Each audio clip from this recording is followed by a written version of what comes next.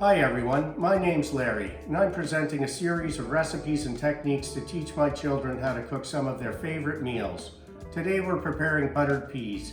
This video is definitely more about the technique than the recipe. Let's get started.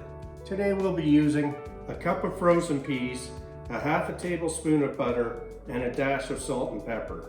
First, rinse the frozen peas in the pot to remove the freezer frost. Then drain the rinsed water from the peas and add enough fresh water to cover them.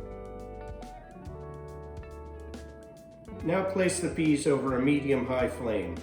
Once the peas have come to a boil, drain the water using a strainer or colander. Then return the pot to the stove over low heat. In this step, we'll gently stir the peas to remove most of the remaining water.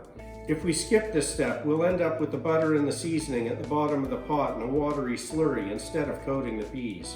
Once the water is evaporated, add the butter, salt, and pepper and stir to evenly coat the peas. And that's it. I hope you enjoyed your time with me today, and thanks for watching.